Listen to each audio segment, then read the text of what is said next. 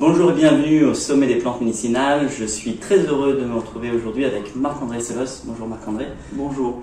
Tu es professeur au Muséum d'Histoire Naturelle à Paris, tu es professeur à l'Université de Gdańsk en Pologne, Kunming en Chine et à l'Institut universitaire de France, je crois, pas me tromper, spécialisé en mycologie et en botanique. Et tu as écrit 3 ouvrages grand public. Jamais seul, en 2017, qui a été pour ma part un espèce de tremblement de terre, un tremblement de terre personnel. Ça a beaucoup changé ma vision des choses. Je m'en suis remis, mais ça a été, je le relis régulièrement avec autant de plaisir. Je n'ai pas encore tout intégré, mais il est extrêmement riche. Si vous n'avez pas lu ce livre, il faut absolument le lire. Les goûts et les couleurs du monde. Voilà, les goûts et les couleurs du monde sur les tanins. Et l'origine du monde qui est sorti l'année dernière, en 2021. Sur les sols, oui. Voilà, sur les sols. Et donc, tu interviens aujourd'hui dans le sommet des plantes médicinales pour peut-être nous donner un regard un peu plus large sur les plantes, sur ce qu'elles produisent et notre rapport aussi à la façon dont on pourrait utiliser en fait ce qu'elles produisent.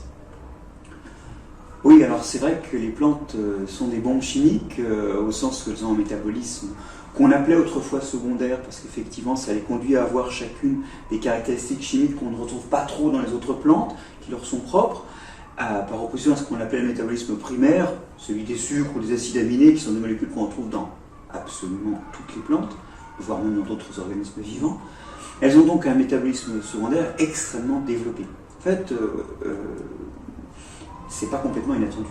Parce qu'il faut quand même voir que ces plantes, elles sont obligées, étant immobiles, de gérer tout un tas de contraintes, notamment des attaques d'herbivores, de pathogènes. Elles sont aussi obligées de gérer des stress, c'est-à-dire qu'elles ne peuvent pas s'échapper à une forte chaleur, à un gel, et donc il va falloir qu'elles aient des équipements qui leur permettent de faire ça. Et au-delà des structures qui permettent d'éviter les herbivores ou de résister à l'excès de chaleur, il y a également tout un arsenal chimique qui se décline à la fois en toxines par rapport aux gêneurs, en quelque sorte, et aussi en molécules qui gèrent les stress. Par exemple, des molécules qui vont être capables de gérer le manque d'eau en stabilisant la cellule quand il n'y a pas beaucoup d'eau, ou quand il y a beaucoup de sel dans le milieu. Ou encore des molécules, et alors là, on en vient au tanin, justement, dont je parlais dans mon bouquin, les goûts et les couleurs du monde, des molécules qui gèrent les stress. Alors qu'est-ce que ça veut dire, des molécules qui gèrent les stress? C'est des molécules antioxydantes et antiradicaux libres, les tanins. Et comme tels, ils vont être capables de détoxifier les radicaux libres et les problèmes oxydatifs qui sont en fait des problèmes en cascade d'un stress. C'est-à-dire que les stress entraînent un certain nombre de dégâts, mais le résultat de ces dégâts, c'est qu'il y a des oxydations et des radicaux libres qui sont produits, quel que soit le stress, et qui vont amplifier les dégâts du stress. Donc il y a une gestion unifiée, si j'ose dire, du stress qui est de gérer les radicaux libres. Et ça, c'est aussi de la chimie.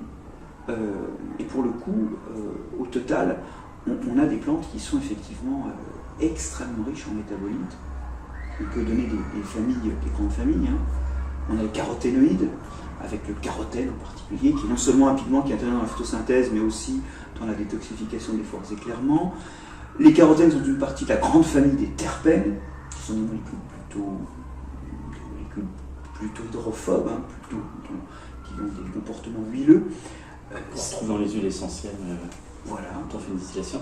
Et qui, pour le coup, sont aussi responsables de la fameuse ligne bleue des Vosges, c'est-à-dire que quand il y a du soleil, les plantes les volatilisent, et ça fait un halo qui évite les trop fortes insolations, d'une part, et puis qui aussi, ces terpènes sont présents dans les cellules où ils stabilisent les membranes biologiques, donc ils stabilisent le fonctionnement de la cellule. Et c'est ça qui fait que plus on regarde de loin dans le paysage, plus la nature se perd dans un halo bleuté, c'est ces émissions, notamment de terpènes, par les plantes.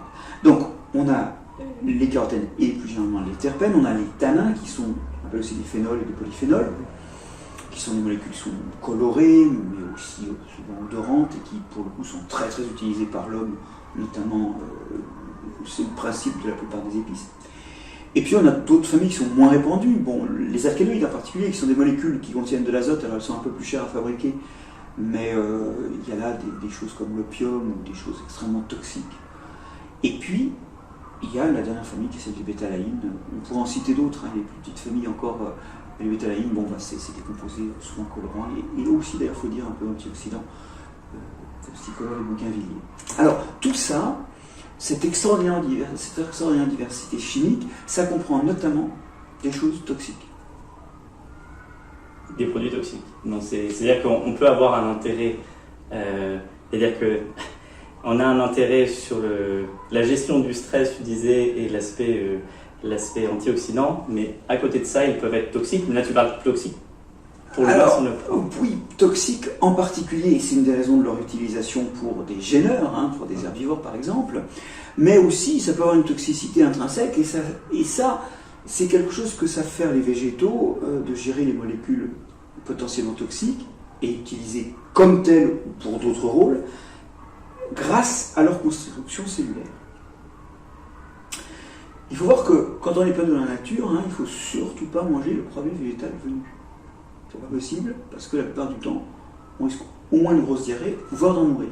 Alors tout le monde connaît Into the Wild, hein. Il ne faut pas manger n'importe quoi, et c'est quand même assez particulier, parce que si on y pense, les animaux, eux, n'ont pas cette stratégie. La plupart des animaux qu'on peut manger sont comestibles.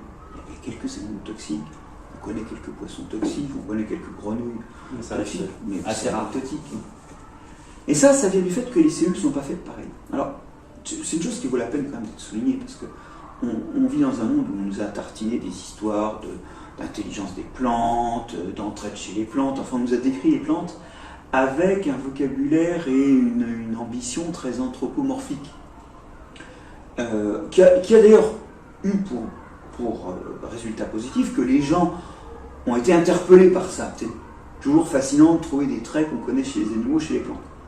En réalité, je ne suis pas sûr que ces traits n'aient pas été survendus, parce que les plantes ne sont vraiment pas faites comme nous, et l'entraide ou l'intelligence qu'on décrit sont des mécanismes un peu différents de ce qui se passe chez les animaux, et notamment chez les hommes. Mais peu importe. Peut-être permis de rapprocher un petit peu de la réalité. Oui, mais alors justement, est-ce que ça a rapproché de la plante? Peut-être, mais de la réalité de la plante, je ne suis pas sûr. Parce qu'au passage, on passe quand même à côté d'un certain nombre de particularités fortes de la plante, comme le fait qu'elle est photosynthétique, ce qui n'est pas une mince affaire. Il s'agit là d'un extrait de l'interview que j'ai menée avec Marc-André Sellos pour le sommet des plantes médicinales. Si tu souhaites aller plus loin, mieux comprendre en fait cette relation entre les humains et les plantes et pouvoir écouter cette interview jusqu'au bout, je t'invite à nous rejoindre au sommet des plantes médicinales en cliquant sous le lien qui apparaît juste en dessous dans la description. L'inscription est totalement gratuite et tu pourras profiter de l'interview de Marc-André dans son intégralité. À tout de suite!